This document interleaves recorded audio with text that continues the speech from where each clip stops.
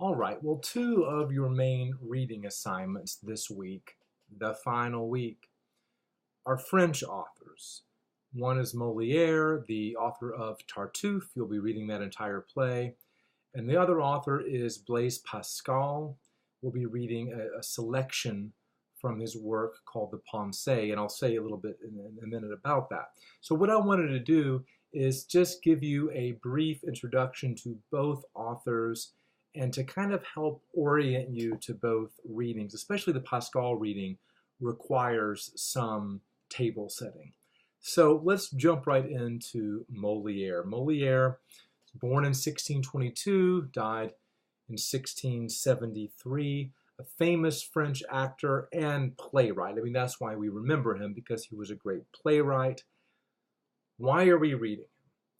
Well, he is considered by many to be the most beloved French author of all time. So sort of France's Shakespeare, in a sense. But he's also important because his plays help to reflect the history and culture of the time. And that's, of course, the major focus for us this week, 17th century France. He wrote and worked during the reign of Louis XIV, who in some ways is kind of the central figure for our course this week. But not only did he live during Louis's time, but he was a friend of Louis XIV. Louis was a great patron of the arts, as you will read, and he was especially helpful for Moliere, one of Moliere's biggest fans. And just to give you a sense of their relationship, he was actually godfather to one of Moliere's sons. But Louis XIV allowed Moliere's theatrical company, which came to be known as the King's Troupe, to use one of his royal palaces to stage their plays. So very sort of close relationship. And you want to pay especially close attention to what happens at the end of Tartuffe and the role that the king plays. Even though the king never comes on stage, the king is just off stage. But you'll note the role that the king plays at the end of the play. Let's just say that the king is a good guy. One of the other things that we learn from a play like Tartuffe in particular is we learn a little bit about the religious climate of mid-17th century France.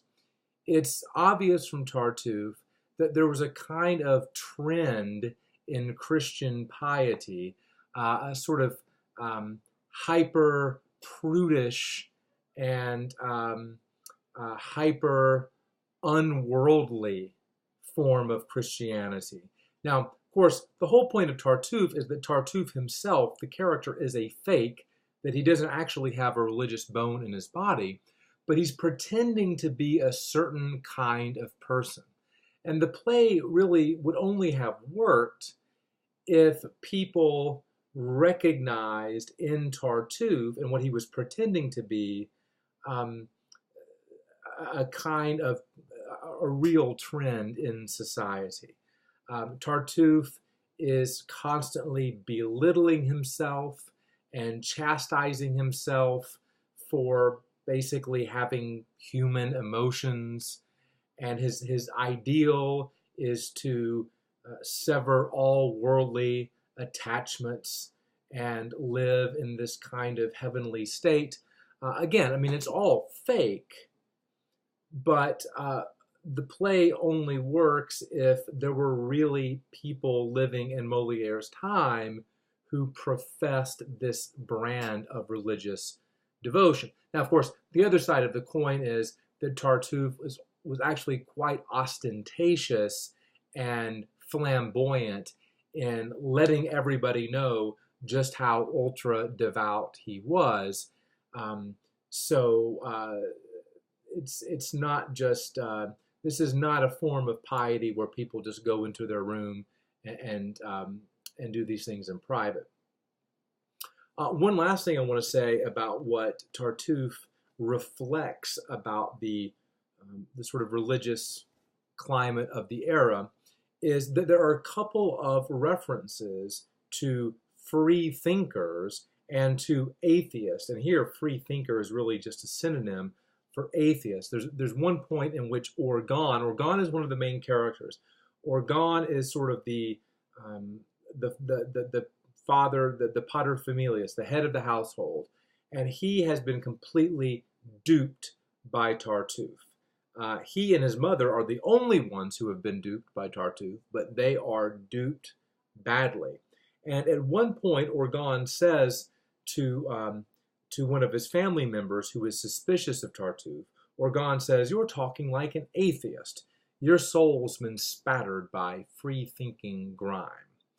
Now, I can tell you, as somebody who teaches Humanities 101, where we start way back in prehistory, this is the first real reference to atheism in the entire humanities course, and that's because prior to the early modern period, atheism isn't really a thing. Now, that's not to say that some people didn't have serious doubts about God's existence, but atheism as a kind of philosophical position, this is something that's just now showing up on our radar. And indeed, the 17th century is a pivotal period in the history of atheism. So I'll just remind you of what I said in the video last week about the scientific revolution to suggest maybe one factor in this shift. Finally, the response to this play, I think, very vividly illustrates the power of the Catholic Church in France during this time. Because here's what happened. Tartuffe was first staged in 1664 at Versailles, at the estate of Louis XIV. But the immediate response of the Catholic Church was swift and strong. They said, "You've got to shut this down." And even though we know that Louis XIV was a big supporter of Moliere, the church was sufficiently powerful to put pressure on Louis and induce him to ban the play. And indeed, for the next 5 years, the play was banned. It was not performed. Moliere made some alterations and revisions and deletions, and finally came up with a version of the play that was at least satisfactory to Louis. And so in 1669, the play was put on again and has been very, very popular ever since then. Now, this is, you'll probably read Moliere and think, well, why was this play so controversial? I mean, I think that if Tartuffe was staged at Milligan, I don't think there would be picketers protesting outside. So what explains the reaction of the church? Well, this actually brings us to the question of genre. What kind of play is this? This is a comedy. And of course, you know that there are different kinds of comedies. This is a comedy of manners, or another name for that is satire. This is a satire. Now, a satire is a play that is mocking some phenomenon. Okay? Satires always have targets. So the question is going to be, if this is a satire, what is the target? What is being mocked here? Is the play simply mocking a certain kind of religious person, the kind of hyper-pious, prudish character? Or is the target of the play perhaps even deeper? Is the play, in fact, satirizing religious people in general? Anybody who takes religion seriously? I think that was the real question, and that's a question I want you to dwell on as you read. Now, I have my own take on this, and I want to at least give you a hint of a place to look as you're struggling with this question. Pay close attention to the character Cléante.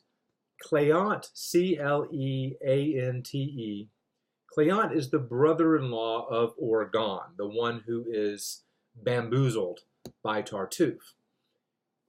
Pay attention to how Cléante deals with Orgon at the end of the play, when Orgon realizes that he has in fact been bamboozled. I think if there's any character that is sort of speaking for Moliere, it is Cléante. So pay close attention to what he says. So it is a satire, but there are other kinds of comedic elements at play here as well. There are elements of farce, really broad, physical comedy, slapsticky kind of comedy. Pay close attention to the character Doreen. Doreen is the sort of saucy maid of the family, and she provides quite a bit of comic relief, and pretty broad comic relief at that. Finally, of course, what makes anything a comedy ultimately in the literary sense is that it has a happy ending, and Tartuffe does in fact have that. The two lovers whose marriage appears to be thwarted are brought back together at the end of the play. Indeed, in a lot of ways, this play is similar to Much Ado About Nothing. You've got the lovers who seem to have insurmountable obstacles between them, but the play ends with a reconciliation. The play doesn't actually end with a wedding, but with the announcement, the promise of a wedding. And also, and the introduction to Moliere points this out, that like Much Ado About Nothing, Tartuffe is just barely a comedy. It really sort of swerves into tragic territory, and only by the skin of its teeth does the play manage to have a happy ending. So look for some of those parallels with Much Ado. All right, that's all I want to say about Moliere and Tartuffe. I think you'll enjoy the play. It's in many ways a kind of, dare I say, easy read, and has some real humor in it. Okay, Pascal. Pascal was almost an exact contemporary with Moliere. He was born just 1 year later in 1623, but had a very short life, died in 1662. Pascal was an absolute genius. I mentioned last week that Pascal was someone who made contributions to the scientific revolution, and did he ever? He invented the first known calculator. Along with Descartes, he helped to develop the foundations of calculus. He discovered the weight of air. He invented the syringe. He was a pioneer in the field of probability studies. Just a sort of disgusting list of accomplishments, all achieved by a homeschooled kid. But that's not why we're really interested in Pascal this week. We're interested in Pascal, the religious thinker, Pascal, the philosopher and theologian. Now, I need to give you a little bit of biographical background here to help you understand what he's up to in our reading. Pascal was not born into a particularly religious family, kind of a nominally Catholic family in France. When Pascal's father became ill, two brothers, not his own brothers, but two people unrelated to him who were brothers, moved into the house to help care for his father.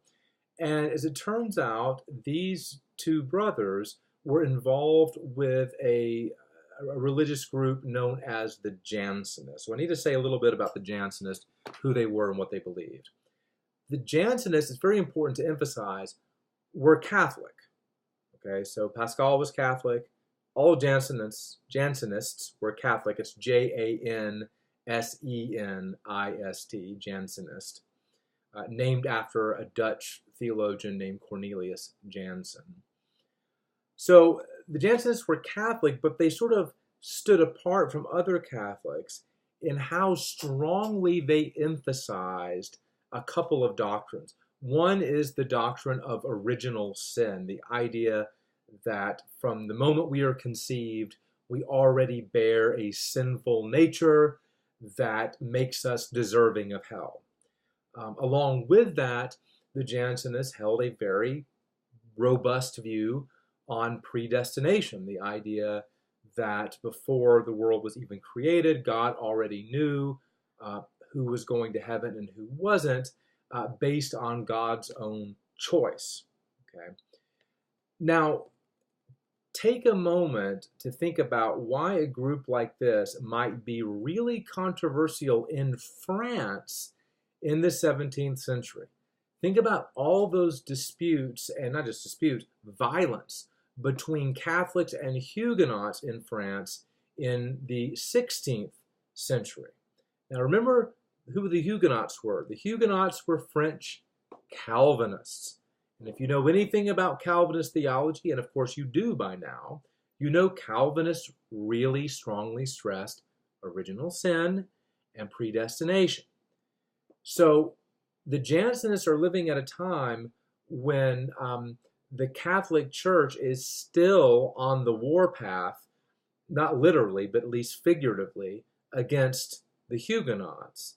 And so anytime somebody stands up and starts going on and on about original sin and predestination, they are not going to be warmly received by the church.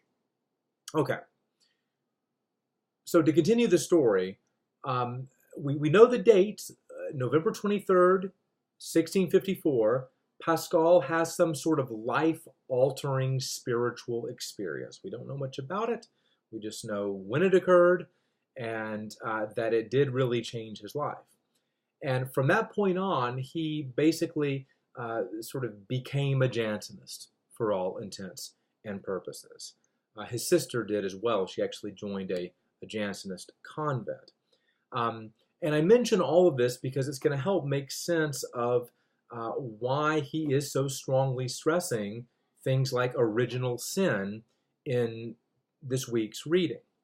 Now, speaking of the reading, let me say a little bit about it, because if you just pick up the Pensées to read, if you just pick up the reading assignment this week, it's going to read very, very strangely. It's very disjointed.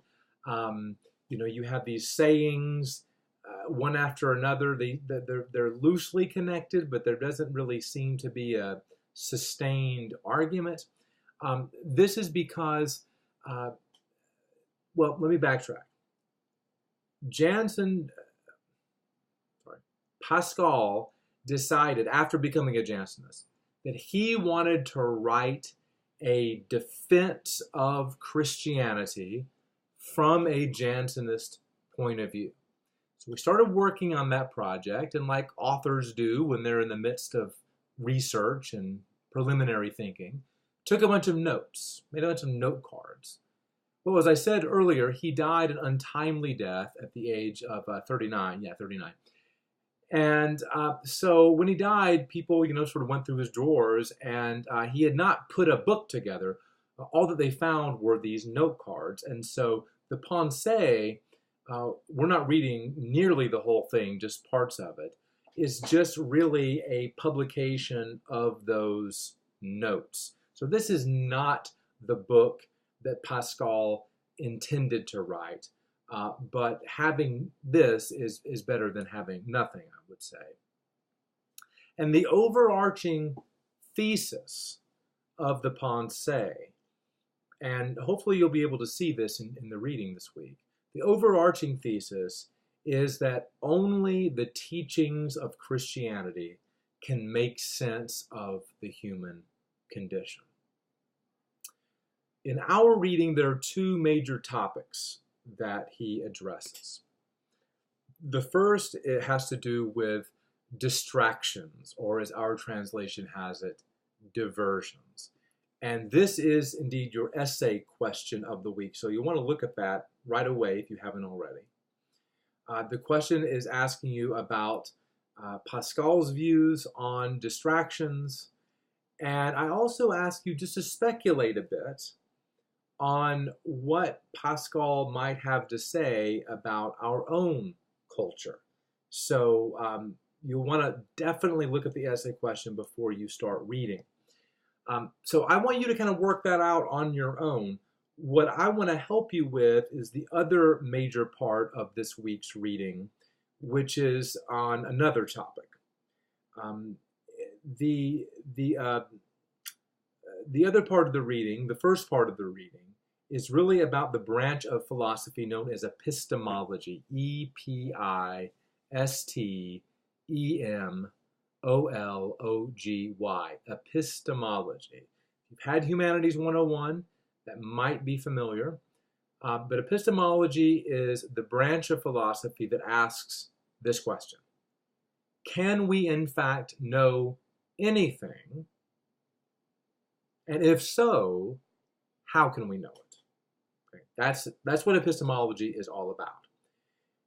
And in the 17th century, in France, well, and in Europe more generally, people were living through an epistemological crisis. In other words, there was a lot of confusion and disagreement about these questions, about whether we can know anything. And even if we can know anything, how can we possibly know anything? So he's very interested in these questions. And as Pascal sees it, there are two major camps, two major sides. He's going to describe one camp as the dogmatists and the other as the skeptics. So I want to just help you be very clear on what he means by that so you can navigate through the reading. Dogmatists is pretty simple to summarize their position. Dogmatists believed that we can have certain knowledge through human reason. So yes, we can know something. How can we know it? We know it through human reason. Human reason is robust enough to yield true, certain knowledge. That's one camp. On the other end of the spectrum, the epistemological spectrum, are the skeptics. If you ask a skeptic the question, can we know anything at all? The skeptic will say, no, we cannot. We can have no real knowledge. And Pascal is going to give you some of the arguments that are set forth by the skeptics. Arguments like how we can't even be sure at any given moment if we are dreaming or not. We can't even be sure that we're not dreaming along with somebody else. I mean, it's almost kind of like Pascal had seen the movie Inception. He even says, and this brings us to another movie, The Matrix, which you may have seen. Pascal says skeptics will say that we can't even be sure that we weren't created by some sort of evil genius who makes things appear a certain way to us, when in fact, in reality, things are quite different. Now, if any of this sounds familiar, it is probably because you've already watched Dr. Kinnison's lecture on Descartes. If you haven't already, that's fine, but you'll want to do that very soon. In fact, I would say you definitely want to do that before you read Pascal, because these are some of the arguments that Descartes raises in his philosophy. To go back to the skeptics, skeptics believe that if reason can't prove something, then we can't really know it. And reason, it turns out, can really doubt anything. Nothing is beyond doubt. Therefore, true knowledge is not possible. We can have opinions. We can say this is probably the case or whatever, but we can't have anything, any certain knowledge. Now, of course, the question that you're going to be grappling with as you read is trying to figure out where Pascal stands. Is he, in fact, a dogmatist? Is he a skeptic? And it can be very difficult, at least initially, to answer that question. One tip I would have for you, anytime you're reading philosophy or theology, is to be very careful to ask the question, okay, is the author describing a position because he holds that position and supports that position? Or is he maybe at some length describing a position, but only to turn around and then try to refute it? And in fact, with Pascal, he does the latter. He is going to go into some detail, especially with the skeptics, to sort of explain what their view is. And there may be a moment there where you sort of think, well, I guess he's a skeptic himself, But if you keep on reading carefully, you'll see that in the end, he is not. So what is he? Is he a dogmatist? Well, no, he's actually not a dogmatist either. He's going to say that both groups are half right, but also half wrong. And if you can figure out what I mean by that, you'll be in good shape. I will say pay especially close attention to what he says about the heart. And don't think he's just talking about like emotions, like, what a Hallmark card might mean by heart. I think what he means by heart is something very close to our word intuition. So pay especially close attention to that. Well, we need to go way back to what I said a moment ago about the whole point of the Pensée. The whole point of the Pensée is to provide a defense of Christianity, an argument in favor of Christianity. So what does any of this have to do with Christianity? Well, what he's going to maintain is that only Christian doctrine, only the teaching of Christianity can make sense of the absurd and paradoxical state of our knowledge.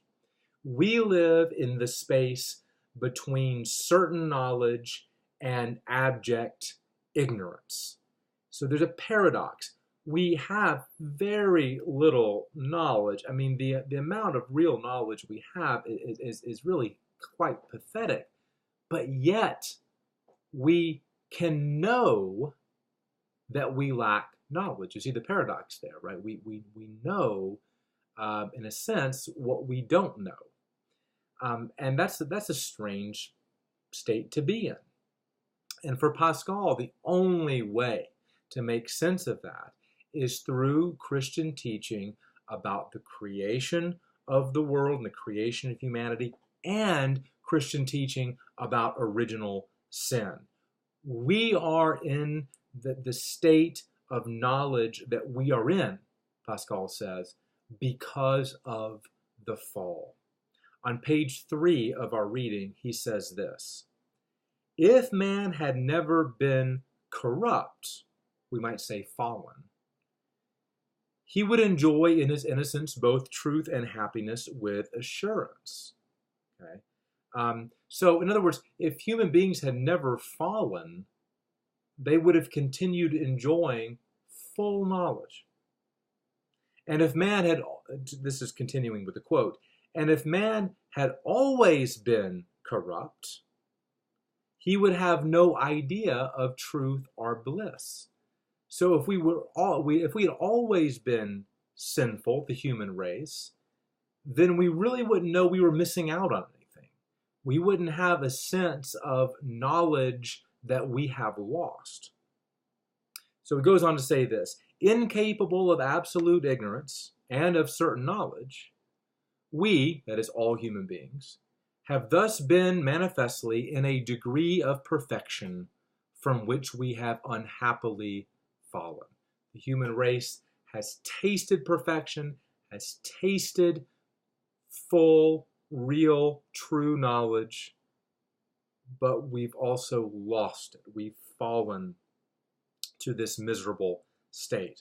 So only the Christian account of the fall of humanity makes sense of our condition. And of course, it's not just Adam and Eve who fall from grace. We all inherit their sinful nature, right? So this is the doctrine of original sin, that the original sin of Adam and Eve just keeps on getting handed down from generation unto generation.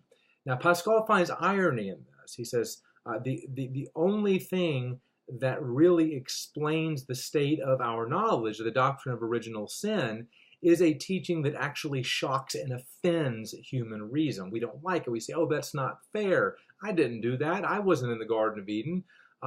So we may not like it, but it's the only doctrine that really helps us make sense of our tragic sort of position in life.